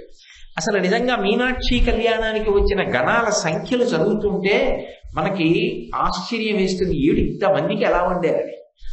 విచిత్రం ఏమిటంటే రాత్రి 10 వరకు భోజనాలు పెడుతూనే ఉన్నారు. వచ్చిన వాళ్ళందరూ తిన్నారు. తినేసిన తరువాత శంకరుడికి అత్తగారు కదా కాంచనమాల, చిన్న అతిశయం వచ్చింది ఆవిడికి. అతిశయం వచ్చి, శంకరుడు చాలా గొప్పవాడు, ఆయన లాంటి వాడు మీకు అల్లుడయ్యాడని కదా అందరూ అంటున్నారు, శంకర మేము గొప్పవాళ్ళమే అని అనిపించుకోవాలని తిన్నగా అల్లుడి దగ్గరికి వెళ్ళింది ఆవిడ. మధ్యలో ఇంకెవరి దగ్గరికి కాదు, అల్లుడి దగ్గరికే వెళ్ళింది. వెళ్ళి, శంకర మాదొక చిన్న సమస్య మీరు తీర్చాలి. ఏమత్తయ్యారు, ఏం సమస్య అన్నాడు. ఏమీ లేదు, పర్వత శిఖరాలంత వంటలు వండించాం. ఏదో నీ తరపున చాలా మంది వస్తారంటే ఏదో వంటలు చేయిద్దామని. నీ తరపున చాలా మంది వచ్చి భోజనాలు చేశారు, కానీ పర్వత శిఖరాలంతంత అన్నరాసులు మిగిలిపోయాయి. మీ వాళ్ళు ఎవరైనా ఉంటే ఇంకా కొంచెం పిలుస్తారా, అన్నం తినేస్తారు అంది. అంటే చిన్న ఎత్తిప్పుడు, నీకన్నా బాగా చేశాం పెళ్లి, చూసావా, నీ గణాలు ఇంతమంది వచ్చినా మేము అన్నం పెట్టగా ఇంకా అంత అన్నం మిగిలింది, అంటే మేము ఎంత బాగా చేశామో గమనించుకో అని చెప్దామని. శంకరుడు అన్నాడు, అత్తయ్య గారు మీ సమస్య అన్నం ఉండిపోయిందనా, అనవసరంగా పదార్థం పాడైపోతుంది తెల్లవారేటప్పటికనా బెంగ పెట్టుకుంటున్నారు. అవును అందావిడ. ఓ బెంగ పెట్టుకోకండి, నేను నిజంగా నా వాళ్ళనందరినీ తీసుకొస్తే మీరు అన్నం పెట్టలేరని నేను తేలేదు. ఒక్కడిని పిలుస్తాను, వాడికి పెట్టండి, తక్కువ అయితే మీరు ఉండి పెడతారా అన్నాడు. ఆవిడ విలాసంగా నవ్వి, ఇంతమంది తినందోడు తింటాడా అని, అలాగే వండుతానులే. గుండోదరుడని శంకరుడికి అంగరక్షకుడు, ఆ గుండోదరుడిని పిలిచాడు. రేపు చాలా అన్నం ఉందిట్రా, భోజనం చెయ్యన్నాడు. ఆయన వెళ్ళి తినేశాడు. తినేసి చాలా ఆకలిస్తోంది కాంచనమాల, అన్నం అన్నం అన్నాడు. వండి పెడతానంది కదా మరి, ఆ వంటింట్లో నుంచి వండుతూనే ఉంది, పెడుతూనే ఉంది, నా ఆకలి తీరలేదు అంటూనే ఉన్నాడు. అప్పుడు ఆవిడ బెంగ పెట్టుకుని వచ్చి శంకరుడి కాళ్ళ మీద పడింది. అల్లుడు గారు, నేను ఏదో అక్కర్లేని అతిశయానికి పోయి మీ దగ్గర అన్నాను, అందరూ వద్దులేండి ఒక్కడిని పంపిస్తానన్నారు. ఆ గుండోదరుడే ఇలా తింటే మీరు నిజంగా తలుచుకుని అలాంటి వాళ్ళని అందరినీ పంపిస్తే మా బ్రతికి ఏమైపోవాలి, మేము బయటపడిపోకుండా ఉండడానికి కోసమని కొంచెం జాగ్రత్తగా తినే వాళ్ళని తీసుకొచ్చారని మాకు అర్థమైంది. ఇప్పుడు అర్ధాకలిగా పెళ్లిపీటల మించి మలయధ్వజ పాండ్యం కాంచనమాల ఒకడికి అన్నం పెట్టలేక పంపించేశారన్న అపకీర్తి మాకు రాకుండా మీరే కాపాడండి. వెంటనే మీనాక్షకరు అన్నపూర్ణకరా మరి ఈ పెళ్లి కూతురుగా పిలిస్తే బాగుండదని కాశీ అన్నపూర్ణ అన్నాడు. అనేటప్పటికీ ఆవిడ వచ్చి ఒక పెద్ద అన్నపాత్రలోంచి 5 రంధ్రాలలోంచి అన్న పదార్థములన్నీ అలా పడిపోతూనే ఉన్నాయి. ఆవిడొచ్చి అనుగ్రహించేటప్పటికి ఈ గుండోదరుడు అవన్నీ పట్టుకు తినేశాడు. శుభ్రంగా పాయసం తాగేశాడు, నెయ్యి తాగేశాడు, పాలు తాగేశాడు, పెరుగు తాగేశాడు, అన్నీ తాగేశాడు. అయిపోయింది. అన్నపూర్ణ వాడి ఆకలి తీరింది, నువ్వు కాశీపట్టణానికి వెళ్ళిపోవాలి. అన్నపూర్ణం వెళ్ళిపోయింది. కొత్త సమస్య వచ్చింది. ఏ భగవన్, ఇంత నెయ్యి తాగేశాను, ఇన్ని నీతి పదార్థాలు తినేశాను, దాహం దాహం అన్నాడు. తాగి ఎక్కడ కనపడితే అక్కడ అన్నాడు. క్షణాల్లో మధురైలో నూతులు, చెరువులు, సరోవరాలు అన్నీ తాగేశాడు. చుక్క నీరు లేదు, నాలుగు పిడచకట్టుకుపోతోంది. ఎలాగన్నాడు చూశారా? పెళ్లిలా నవదంపతుల యొక్క జీవితం బాగుండడానికి చెయ్యాలి, కానీ అతి ఆడంబరాలకి పోయి పెళ్లి భోజనం అంటే అర్థం లేకుండా 60-70 ఆధారములతో వండి వడ్డించిన చోట్ల అహంకార పరిత్యాగాలు ఇలాగే ఉంటాయి. కాబట్టి ఎలా ఉండాలో భోజనం అలా ఉండాలి. చూశారా అత్తగారు ఎంత సమస్య వచ్చిందో? నీళ్ళు ఇవ్వగలరా మధురైలో అన్నాడు. ఇంకేమిస్తాం నీళ్లు, అది నువ్వే పుణ్యం కట్టుకోంది ఆవిడ. వెంటనే ఆయన జటాజూటంలో గంగమ్మని పిలిచి గంగా ప్రవహించన్నాడు. అని జటాజూటం ఇలా ఉంచాడు. ఆ జటాజూటంలోంచి గంగా నది మధురై క్షేత్రంలో పడి అపారమైన వేగంతో నురగలు కక్కుకుంటూ కెరటాలతో ప్రవహించింది. అంత వేగంగా ప్రవహించింది కాబట్టి శంకరుడి జటాజూటంలోంచి పుట్టింది కాబట్టి వైఘై అన్నది పేరు. ఇప్పటికీ వైఘై నుంచి పక్కన పెరుమాళ్ దేవాలయం అంటారు, సుందర పెరుమాళ్. అంత అందంగా ఉంటాడు నిజంగా. అక్కడ ఒక విశేషం ఉంది. ఆ దేవాలయం వెనకాతలో చిన్న కొండ ఉంటుంది. ఆ కొండ మీద మన పూర్వీకుల పాపం పోవాలని సంకల్పం చేసి ఎక్కినా సరే పాపాలు పోతాయంట. అంత అందంగా ఉంటాడు సుందర పెరుమాళ్ దేవాలయం అని. ఆ ఆలయానికి ఓ విచిత్రం ఉంది. అక్కడి నుంచి స్వామిని పట్టుకెళ్ళిపోవాలని కేరళ రాష్ట్రం నుంచి కొంతమంది తంత్రవేత్తలు వచ్చారు. వస్తే అయ్యప్ప స్వామి దగ్గర రక్షకులుగా ఉంటారే కరుప్ప స్వామి వాళ్ళిద్దరూ వచ్చి ఏం చేశారంటే వాళ్ళని మెట్లు కింద మార్చేశారు. అక్కడ ఇప్పటికీ అయ్యప్ప స్వామి దగ్గర ఉండేటటువంటి ఆ ఇద్దరే విష్ణువు దగ్గర ఆ క్షేత్రంలో కూడా రక్షకులుగా ఉంటారు. వెళ్ళేటప్పుడు తలుపు సందులోంచి చూపిస్తారు. ఈ వచ్చినటువంటి విద్వాంసులు విష్ణువు యొక్క మూర్తిని ఎత్తుకుపోదామని వచ్చి మెట్లయిపోయిన వాళ్ళు అక్కడ చూసి ఓ నమస్కారం పెట్టి కొబ్బరికాయో అరటిపండో కొట్టి లోపలికి వెడుతూ ఉంటారు. దేవాలయంలో దర్శనానికి ఓ కొబ్బరికాయ కొట్టడమో అరటిపండు ఇవ్వడమో చేసి. అంత గొప్ప ఆలయం అలఘర్ పెరుమాళ్ అంటుంటారు, పరమసుందరుడైనటువంటి విష్ణు భగవానుడు అని. చిత్రం ఏంటంటే అక్కడ ఆ వైఘై నదీ ప్రవాహం యొక్క వైభవం ఏమిటో అక్కడ చూడాలి. అక్కడ కొంచెం ఎత్తు తక్కువగా ఉన్న బ్రిడ్జ్ ఒకటి ఉంటుంది. నేను కేవలం ఆ వైఘై ప్రవాహం చూడడానికి అటువైపుకి వెళ్ళాను. అక్కడ కొన్ని వందల మంది దాని మించి నదిలో దూకుతుంటారు, దూకి స్నానాలు చేస్తుంటారు. నిజంగా ఆ తుంపర్లు, ఆ నది, ఆ ప్రవాహం, ఆ అద్భుతం చూసి తీరాలి. అక్కడ ఆ అలఘర్ పెరుమాళ్ దేవాలయానికి వెళ్తున్నప్పుడు వైఘై ప్రవాహం బాగా కనపడుతుంది మనకి.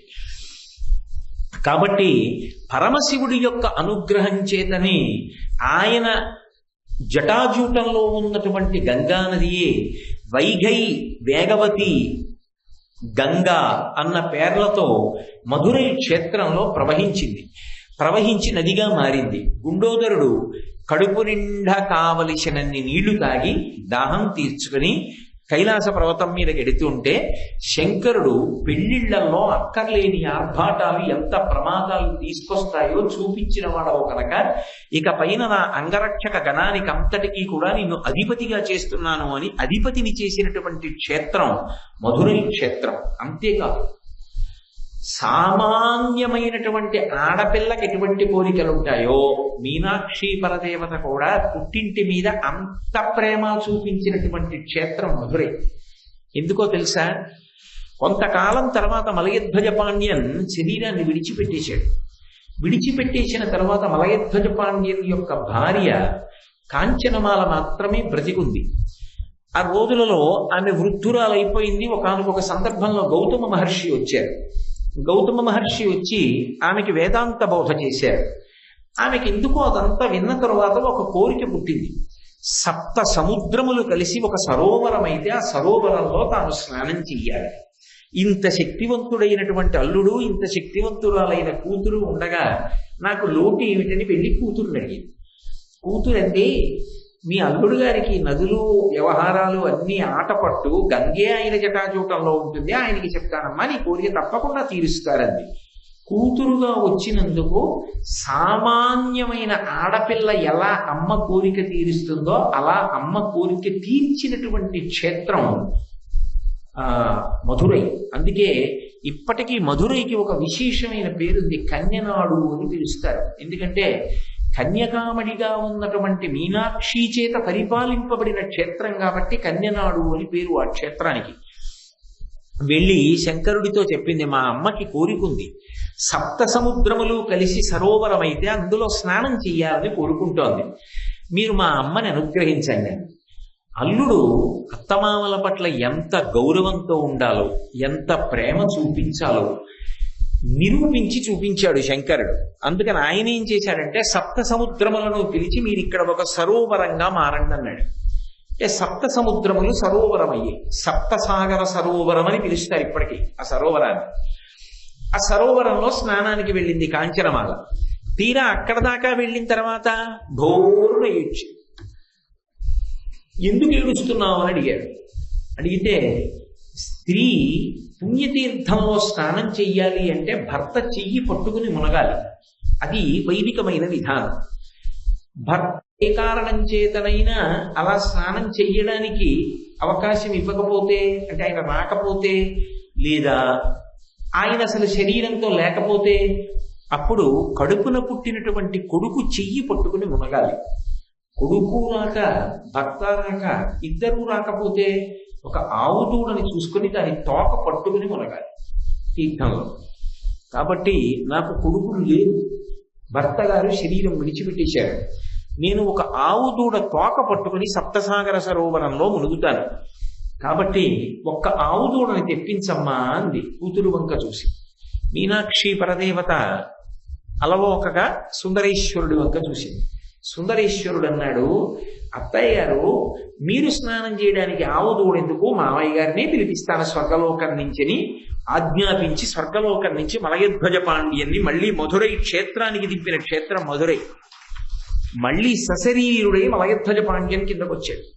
అప్పుడు మళ్ళీ సువాసిని శోభతో ఆ కాంచనమాల భర్త చెయ్యి పట్టుకుని సప్తసాగర సరోవరంలో మునిగి పైకి లేచింది.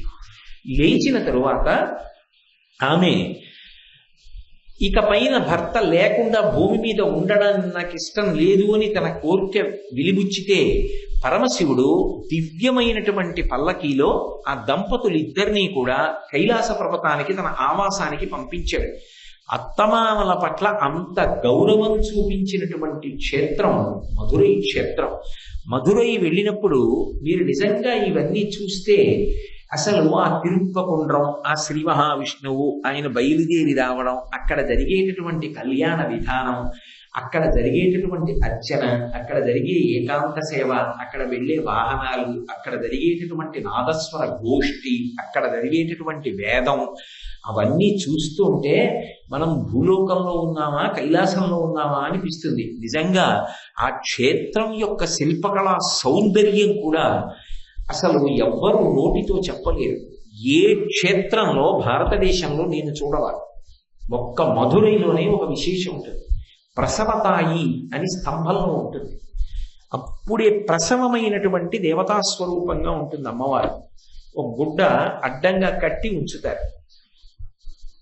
బహుశः బిడ్డలు లేని వారు అటువంటి స్థితిని పొందాలి అని ప్రసవతాయి దర్శనం చేస్తారు. వెళ్ళి ఎర్రటి బట్ట అడ్డు కట్టి ఉంచుతారు. అమ్మవారి ముఖం కనపడుతుంటుంది. ఆ ప్రసవ వేదన పడి బడలిపోయినటువంటి అమ్మవారి రూపం కనపడుతుంటుంది.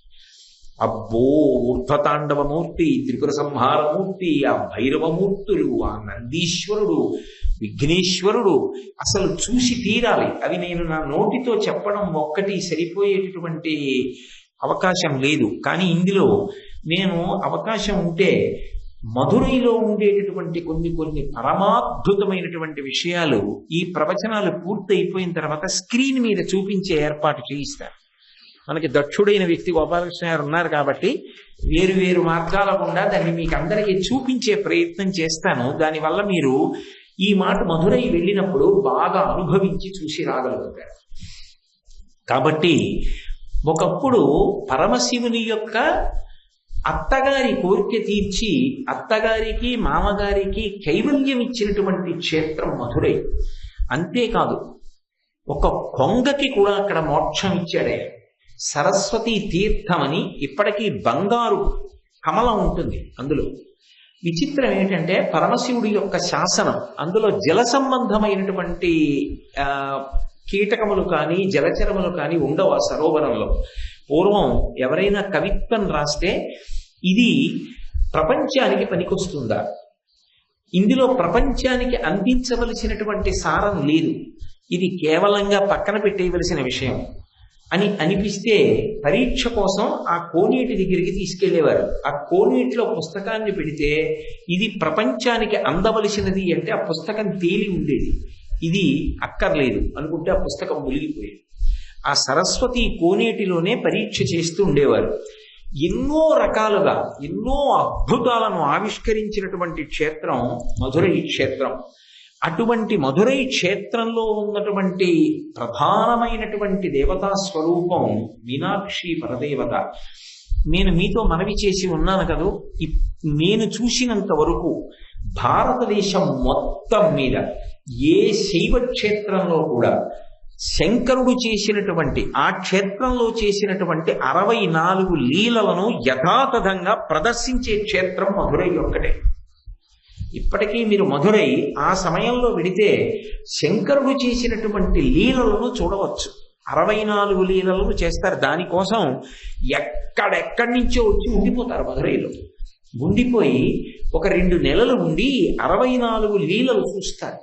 అసలు ఆయన వెళ్ళేటటువంటి శిబిక, ఆయన వెళ్ళే వాహనం చూడడానికి 2 కళ్ళు సరిపోవు.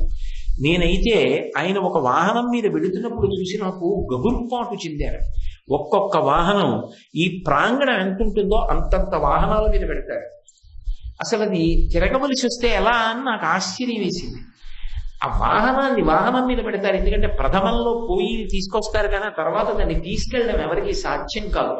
అసలు ఆ దేవాలయ నిర్మాణం ఆ కులశేఖర పాండ్యన్ అలా ఎలా చేశాడో అర్థం కాదు. ఎంతమంది రాజులు కట్టారో తర్వాత దాన్ని. అమ్మవారు 3 సంవత్సరాల పిల్లగా బయటికి వచ్చింది. ఇప్పటికీ బాలాస్వరూపంగా క్షేత్రంలో అలాగే తిరుగుతుంది. నన్ను నమ్మండి, శంకరుడు మీనాక్షి పలికేటటువంటి క్షేత్రం మధురై. అందుకే ఒకసారి మధురై వెళ్ళొచ్చేస్తే ఇంకక్కడ చెప్పుకోవడానికి ఏం అక్కర్లేదు. నా ఉద్దేశ్యం అయితే అంత ఆర్తి ఉంటే చెప్పవచ్చు, కానీ ఒకసారి వెళ్ళి నిలబడితే చాలు, పలుకుతాడు. ఇప్పటికీ చెప్తారు పెద్దలు, ఏదైనా ఇబ్బంది ఉంటే మధురై వెళ్ళి మీనాక్షి సన్నిధానంలో కానీ సుందరేశ్వరుడి సన్నిధానంలో కానీ కూర్చుని ఒకసారి గొణిగితే చాలు ఆ కష్టం గురించి. ఆయన పలుకుతాడు, ఆయన వింటాడు అని చెప్తారు. అంత గొప్ప క్షేత్రం. నిజంగా ఆయన పలికినటువంటి దృష్టాంతాలు 1, 2 కవు. నిజంగా నేను మధురై వైభవం అని ఆ క్షేత్రంలో జరిగిన విశేషాలు ఒకటే చెప్తే ఈ వారం రోజులు దానికి సరిపోతుంది. అంత గొప్ప క్షేత్రం. ఇప్పటికీ తల్లి తిరుగుతూనే ఉంటుంది బాలారూపంగా. వచ్చిందే 3 ఏళ్ల పిల్లగా. ఒకప్పుడు ఆ దేవాలయంలో ఉండేటటువంటి ప్రధాన అర్చకుని యొక్క కుమార్తెల గుడిలోకి వచ్చింది. కులశేఖర పాండ్యన్ ఆసనం మీద కూర్చుని ఉన్నాడు. ఆలయంలోనే కుమార గురు అనబడేటటువంటి ఒక కవి తాను వ్రాసినటువంటి పుస్తకం సరస్వతి కోనేరులో పైకి తేలితే అందులో ఉన్నటువంటి కీర్తనలు పాడుతున్నాడు. ప్రధాన అర్చకుడి యొక్క కుమార్తె రూపంలో సభాప్రవేశం చేసిన పిల్ల తిన్నగా వెళ్ళి తండ్రి ఒళ్ళో కూర్చోకుండా కులశేఖర పాండ్యన్ ఒళ్ళోకి ఎక్కి కూర్చుంది. మహారాజు మధురై క్షేత్రంలో కానీ శ్రీశైలం భ్రమరాంబ దగ్గర కానీ బాల రూపంలో కనపడుతుంది అంటారు అమ్మవారు. అందుకని ఎత్తి తొడ మీద కూర్చోబెట్టుకున్నాడు. కూర్చోబెట్టుకున్న కాసేపటికి ఆ పాట పాడుతున్నటువంటి వ్యక్తి 2 ప్రత్యేకమైనటువంటి కీర్తనలు పాడాడు తన పుస్తకంలోంచి. అవి వింది. శహభాష్ అని అవ్యక్త మధుర నాదం చేసి తాను ఏ ప్రభువు ఒళ్ళో కూర్చుందో ఆ కులశేఖర పాండ్యన్ యొక్క మెడలో ఉన్న హారాన్ని తీసి నడుస్తూ వెళ్ళి ఆ కుమారగురువు మెడలో అలంకారం చేసి అంతర్ధానమైపోయింది. ఇప్పటికీ మధురైలో జరిగినటువంటి లీలలు, మధురైలో జరిగినటువంటి వృత్తాంతాలు ఎన్ని ఆ గోడల మీద చెక్కబడి ఉంటాయో. మధురై క్షేత్రానికి వెళ్ళి ఒక్కరోజు ఉండి వచ్చేశాను అని ఎవరైనా అంటే నాకు చాలా ఆశ్చర్యంగా ఉంటుంది, ఎలా రాగలిగారు. ఎందుచేత అంటే అక్కడ చూడవలసినటువంటి విశేషాలు అన్నీ ఉన్నాయి. అసలు దేవాలయ ప్రవేశం చేసేటప్పుడు ఉండేటటువంటి నంది దగ్గర నుంచి ఎన్ని విశేషాలు, 2 కళ్ళు సరిపోవు. అసలు ఏమి శిల్ప వైభవమో, ఏమి దేవాలయమో, ఏమి పరదేవతో, ఏమి శంకర వైభవమో. మహానుభావుడు అలా పలుకుతూ ఉంటాడు ఆర్తి పొందిన వాళ్ళకందరికీ. అటువంటి మీనాక్షి పరదేవత ఒకానొకప్పుడు సుబ్రహ్మణ్యుడు తనకి కుమారుడుగా వస్తే ఉగ్రపాండ్యన్కి పట్టాభిషేకం చేసి తాను ఏ రూపంతో వచ్చిందో అటువంటి రూపంతో మూర్తి ప్రవేశం చేసింది. అందుకే ఇప్పటికీ విగ్రహము అనరు, మీనాక్షి పరదేవత అనే అంటారు. చిత్రం ఏంటంటే అమ్మవారు ద్విభుజి, 2 చేతులతోటే ఉంటుంది. మీరు చాలా జాగ్రత్తగా గమనించగలిగితే ఒక్క మధురైలో అమ్మవారి యొక్క చేతులు అందం, నిజానికి చాలా అందం. మీరు ఆ అందాన్ని పట్టుకునేటట్టు చూడగలగాలంతే. ఎందుకనంటే కుడి చేత్తో ఇలా పూలగుత్తి పట్టుకుంటుంది, ఎడం చెయ్యి చాలా చిత్రంగా చాపుతుంది, ఇలా లంబిత హస్తం ఓ పక్కకి ఎడం పక్కకి ఇలా ఉరిగి ఎడం చెయ్యి చాపుతుంది. అమ్మవారి యొక్క భుజం మీద ఒక చిలక వాలి ఉంటుంది. చిలక దేనికి సంకేతము అంటే ఎవరు నా క్షేత్రానికి వచ్చారో వారు నోరు విప్పి అడగవలసిన అవసరం లేదు. ఈ క్షేత్ర ప్రవేశం చేసిన వాళ్ళు, ఈ క్షేత్రంలోకి వచ్చినటువంటి వాళ్ళు 2 పొందుతారు. ఒకటి శాంతి, మనసు ఎంత అలజడితో ఉన్నవాళ్ళు కూడా. ఒక్కొక్కసారి మనం ఎంత పవిత్రమైన జీవితంలో ఉన్నా అక్కర్లేని రాళ్ళు విసిరే వాళ్ళు చాలా మంది ఉంటారు. అలా మనసు ఎప్పుడైనా అశాంతికి గురైనప్పుడు మధురై వెడితే మనసు ప్రశాంతతతో నేను శాంతినిస్తాను నీకు అని అభయం ఇచ్చినటువంటి క్షేత్రం మధురై. ఆ మధురైలో అమ్మవారు భుజం మీద చిలకగా వాలి కూర్చుని ఉన్నటువంటి మూర్తిగా ఉండడం వెనక ఉన్నటువంటి విశేషం అదిగా చెప్తారు ఆ క్షేత్రాన్ని. ఈ క్షేత్రానికి వచ్చి ఎవరు దర్శనం చేస్తారో వారికి మొట్టమొదట శాంతి కలుగుతుంది. 2, అమ్మవారి దర్శనం చేసినటువంటి వాళ్ళు ఎవరు ఉంటారో, ఆ క్షేత్ర ప్రవేశం చేసిన వాళ్ళు ఎవరు ఉంటారో అటువంటి వాళ్ళందరికీ కూడా అభ్యున్నతి కలుగుతుంది. అభ్యున్నతిని, శాంతిని ఇవ్వగలిగినటువంటి క్షేత్రం కనుక ఆ క్షేత్రంలో అమ్మవారి భుజం మీద చిలకవాలి ఉంటుంది. శంకర భగవత్పాదులు సౌందర్యలహరిలో ఎక్కడ మీనాక్షి అన్న పేరు వాడలేదు. వ్యాస భగవానుడు మీనాక్షి అన్న పేరు లలితా సహస్రంలో వాడలేదు.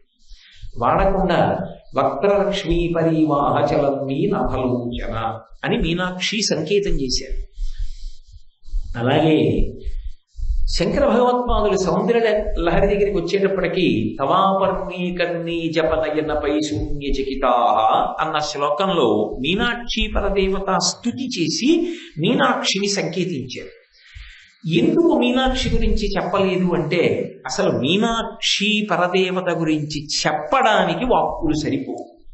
అందుకే అష్టకం చేసినప్పుడు శబ్ద బ్రహ్మమయీ చరాచరమయీ జ్యోతిర్మయీ వాంగ్మయీ అన్నారు. అలాగే మీరు ఇందులో చూడండి, నాద బ్రహ్మమయీం అని. శబ్దములన్నీ ఎందులోకి వెళ్ళిపోతాయో అది నాదము. ఆ నాదము నుండి శబ్దములన్నీ ఉత్పన్నమవుతాయి. సమస్త శబ్ద రాశితేత చెప్పినా వాడి గురించి చెప్పడం కుదరదు. అందుకే సంకేతించి విడిచారు తప్ప అసలు మీనాక్షి పరదేవత పేరే చెప్పరు. అంత గొప్ప తల్లి విశేషం ఏమిటంటే మీరు స్పష్టంగా చూడగలిగితే ఆ దేవాలయంలో కళ్ళు 2 తెరిచి ఇలా రెప్ప వెయ్యకుండా ఎంతసేపైనా తెరిచి నిలబడి మీ గురించి ఎదురు చూస్తున్నట్టుగా కనపడుతుంది ఆవిడ. అలా కనురెప్ప వేయకపోతే అది ఏ తత్వమునకు ప్రతీక అంటే ఆ బ్రహ్మకీట జనని, సమస్త బ్రహ్మాండములకు ఆమె జననీ స్వరూపం. ఆమె కనురెప్ప వేసిందనుకోండి బ్రహ్మాండములు లయమైపోతాయి. ఉన్మీష నిమిషోత్పన్న విపన్న భువనావళి.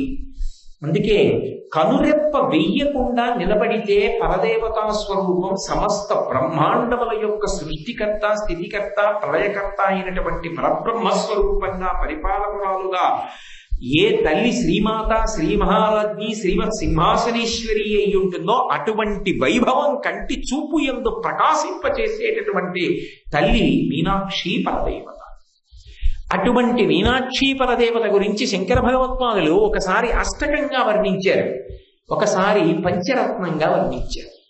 ఇప్పుడు మనం ఈ సంవత్సరం శారదా నవరాత్రి ఉత్సవాల సందర్భంగా ఒకసారి అనుకుంటున్నది మీనాక్షి పంచరత్న స్తోత్రం.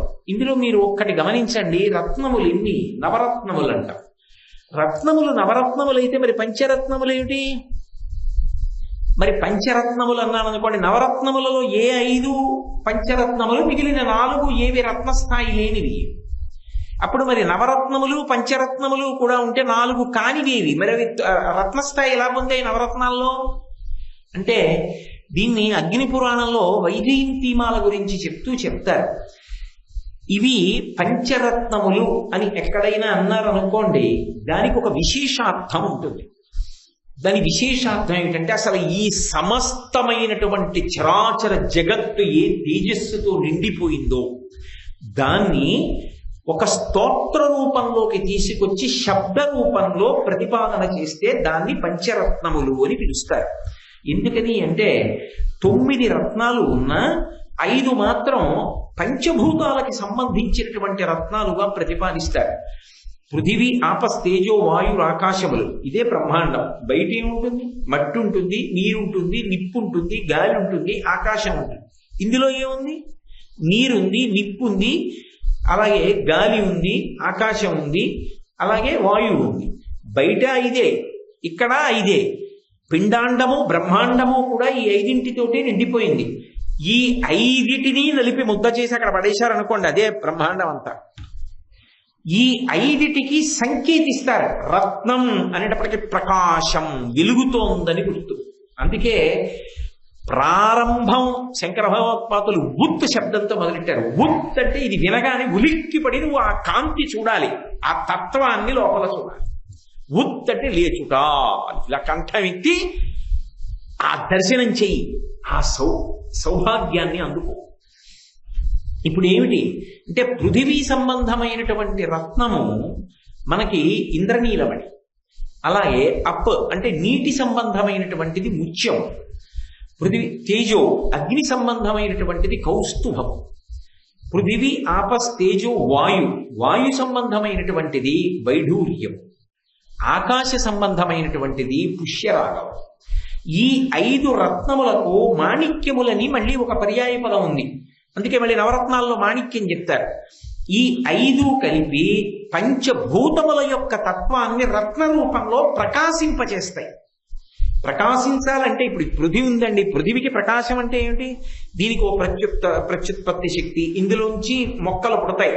గంధద్వారాంధురాదరుషాం నిత్యపుష్టాం కరీషిణీం ఈశ్వరీం సర్వభూతానాం తామిహోపక్వజే శ్రియం. అది భూదేవతను ఉద్దేశించి చెప్పిన మంత్రం. అది గంధద్వారాంధురాధరుషాం అంటే భూమికి సువాసన ఉంటుంది, అలాగే భూమికి శక్తి పెరుగుతుంటుంది, తేజస్సు. దేనివల్ల పెరుగుతుంది అంటే అశ్వక్రాంతే రథక్రాంతే విష్ణుక్రాంతే వసుంధర అంటుంది వేదం. ఈ భూమి తేజస్సుని పెంచుకుంటూ ఇందులో ఉన్న వైభవం పెరుగుతుంటుంది. ఇంకా పంటలు పండే శక్తి, ఇంకా భూమి లోపల ఐశ్వర్యం, ఇవన్నీ ఎందుకు పెరుగుతాయంటే 3 కారణాలు చెప్పింది. అశ్వక్రాంతే గుర్రాలు పరిగెడుతుంటే భూమి మీద ఎక్కడ గుర్రాలు పరిగెత్తాయో అక్కడ ఆ భూమి వృద్ధిలోకి వస్తుంది, అందులో ఐశ్వర్యం పెరుగుతుంది.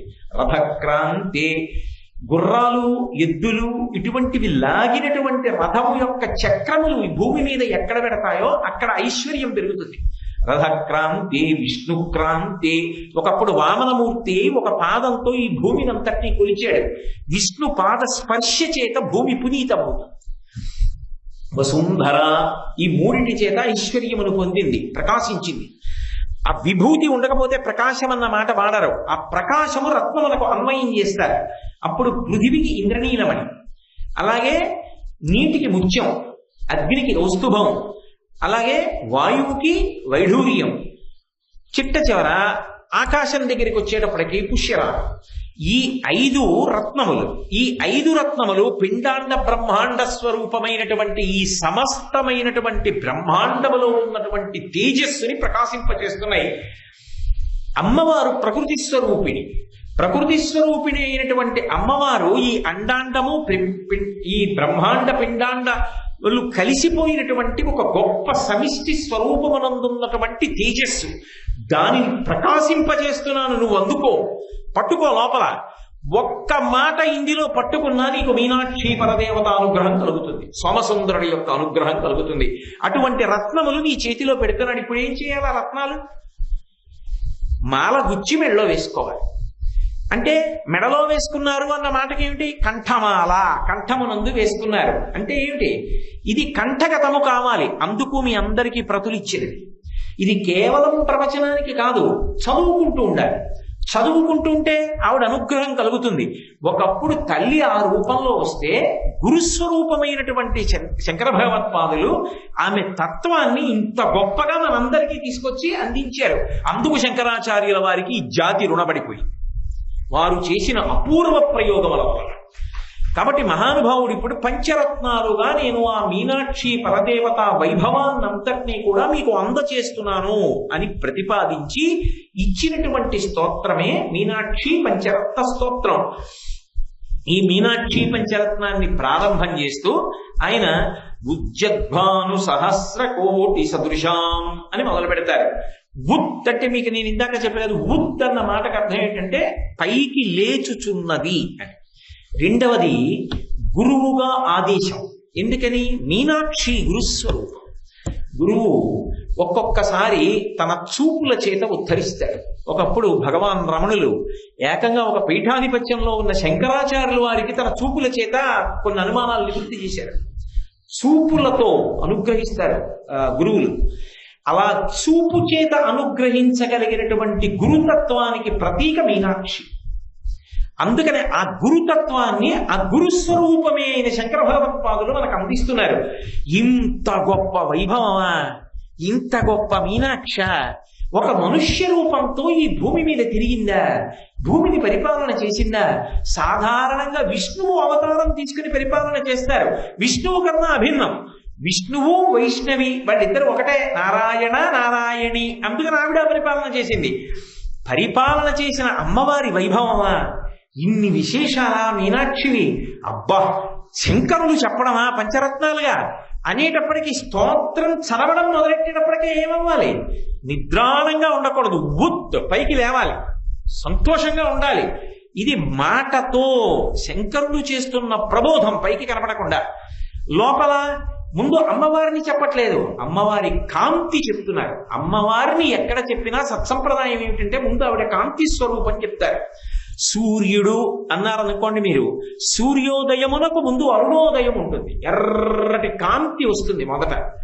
అమ్మవారు వచ్చేటప్పుడు కూడా ముందు ఆవిడలో ఉన్నటువంటి పరమాద్భుతమైనటువంటి కాంతి కనపడుతుంది.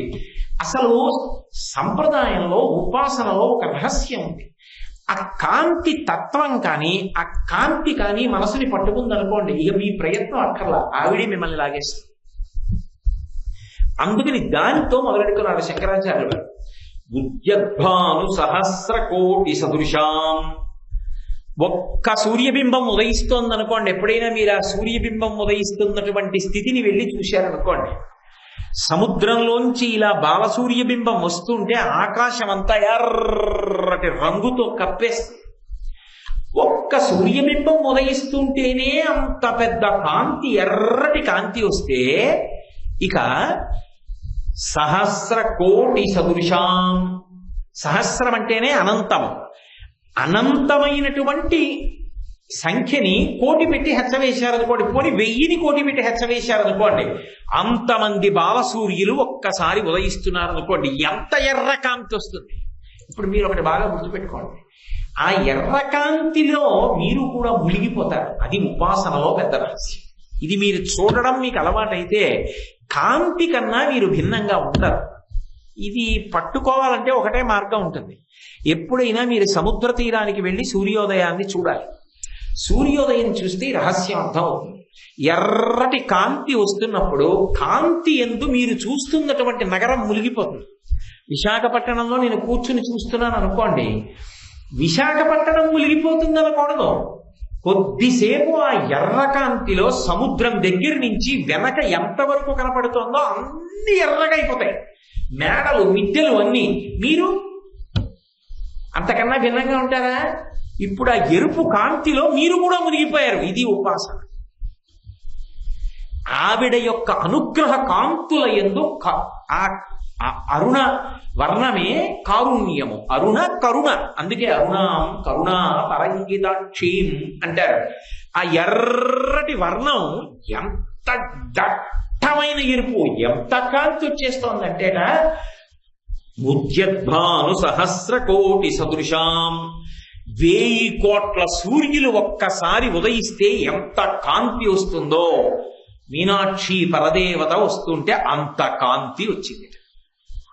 అయితే మీరు నన్ను ఒక మాట అడగచ్చు, ఏమండి ఇదే శ్లోకంలో పీతాంబరాలంకృతాం అని ఉందా లేదా? పచ్చని బట్టలు కట్టుకుని ఉంది అని ఉందిగా. పచ్చని బట్టలు కట్టుకుని ఉంటే మరి పచ్చటి కాంతి ఇంతైనా ఉండాలిగా. ఎర్రటి కాంతి చెప్తున్నారే శంకరాచార్యులు వారు అంటే నేను ముందే మీకు మనవి చేసి, ఆ ఎర్ర కాంతి ముంచేస్తుంది అన్నింటినీ, అన్నీ అందులో మునిగిపోతాయి. ఈ పసుపు కూడా ఎరుపులో మునిగిపోతుంది. 2 ఎరుపు రంగు అమ్మవారు అని అన్నప్పుడు మీరు వెంటనే తత్వత జ్ఞాపకం పెట్టుకోవలసినటువంటి అంశం ఒకటి ఉంటుంది. అది ఆమె యొక్క అవధి లేని కారుణ్యం. అసలు ఆ కారుణ్యానికి అవధి ఉండదు. అవధి ఉండదు కాబట్టే మీనాక్షీం ప్రణతోస్మి సంతతమహం కారుణ్యవారాం నిధిం. నీ యొక్క కారుణ్యం ఎటువంటిది? సముద్రం లాంటిది.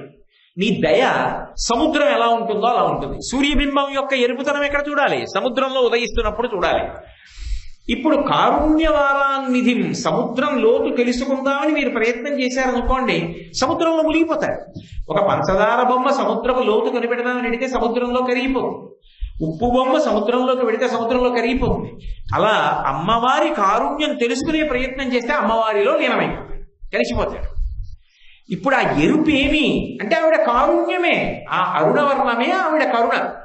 అంత దయ కలిగిన తల్లి, ఇంత దయ కలిగిన తల్లి ఎరుపు వర్ణము చేత ఏం చేస్తూ ఉంటుంది అంటే, ఇందులో మీరు ఒక్క సాంకేతికమైన విషయాన్ని జాగ్రత్తగా పట్టుకోవాలి.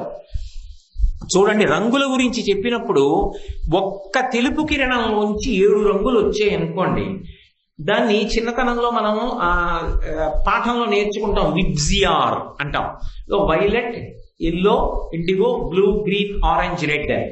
చివరి హద్దు ఎరుపు, చిట్ట చివర ఎరుపు చెప్తాం విబ్జిఆర్ లో. చివర ఎరుపు, ఎరుపు దాటితే ఏముంటుంది? ఇంకా తెలుపు ఉంటుంది. వీకి ముందే ఉంటుంది, వర్ణములన్నిటికీ ముందే ఉంటుంది, నలుపు ఉంటుంది. ఈ నలుపు కానీ ఆ తెలుపు కానీ రంగులుకో. ఆ తెలుపు అన్ని వదిలిపెట్టేస్తుంది, నలుపు అన్ని పుచ్చేసుకుంటుంది. 2 రంగులుకో శాశ్వతత్వం మనకు ప్రతీక. అందుకే చివరికి బొగ్గు అయిపోయింది, ఇంకా బొగ్గు కూడా ఏమైపోవాలి? మహా అయితే బూడిదైపోవాలి.